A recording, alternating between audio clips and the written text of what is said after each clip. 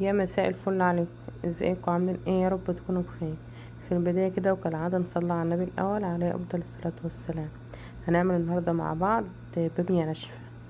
أنا كنت عملت معاكم قبل كده البامية الخضراء، ودي بامية ناشفة. زي ما انتوا شايفينها كده. حطيت مية على ملح وهسلقها. لازم نسلق البامية الأول زي ما انتوا شايفين كده.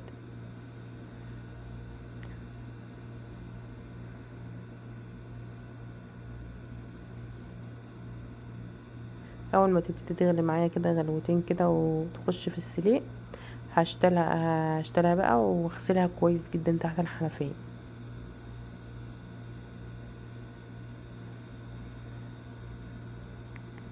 معايا بصلة قطعتها زي ما انتوا شايفين كده، هحمرها. ليا معايا نص كيلو من اللحمة، هقطعها صغيرة لانها هخليها يعني تستوي مع البامية. انا البامية كانت طلعت اهيت، غسلتها كويس جدا مرة واتنين تحت الحنفية. حلو، اتأكدت ان هي نضيفة مفيهاش اي حاجة. ومعايا اللحمة هقطعها بقى. البصلة معايا اهي، اول ما تبتدي بس تدبل بس كده معايا هحط اللحمة بقى مع البصل. الاكلة دي جميلة جدا وبتبقى حلوة كمان في الشتاء. قطع اللحمة زي ما قلت لكم. الاكلة دي بتبقى جميلة اوي في الشتاء. البامية الناشفة دي بتبقى حلوة اوي في الشتاء.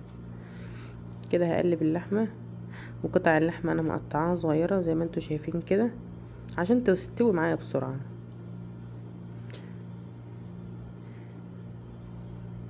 كده انا معايا البامية مسلوقة، مش مسلوقة قوي يعني، ومغسولة حلو جدا. هنزل بها بقى على على اللحمة.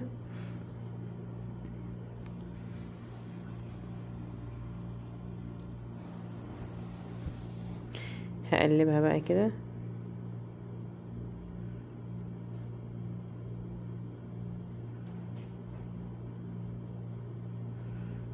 ايه رأيكم؟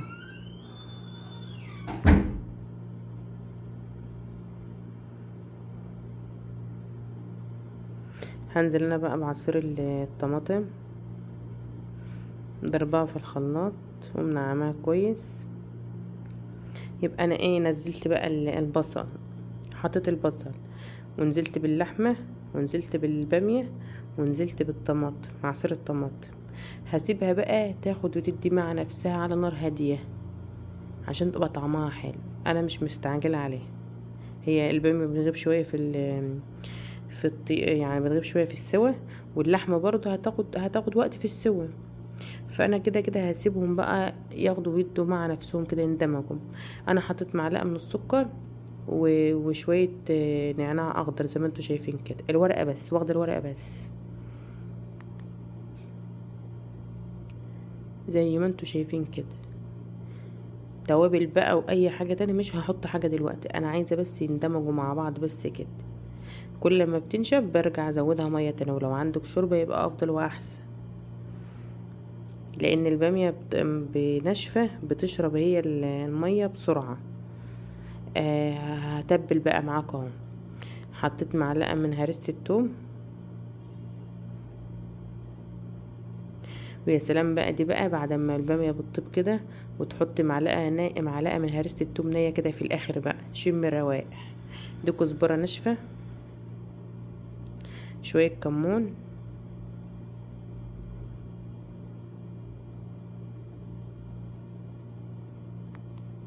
والملح برضو.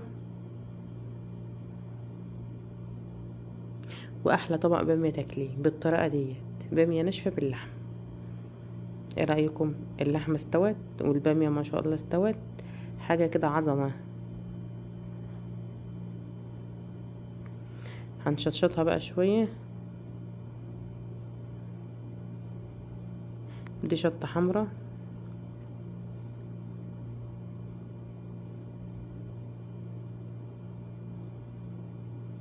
شطة حمرا. ولو عندك شطة من التانية برضو عادي. وادي الشكل النهائي للبامية.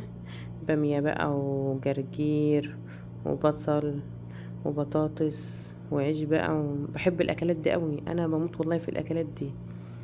وربنا يحسن ما بين ايديك يا رب. ولو لسه لحد دلوقتي ما عملتش لايك اعملي لايك، ولو بتتفرجي عليا ومش مشتركه في القناه اشتركي في القناه. في رعايه الله، مع السلامه.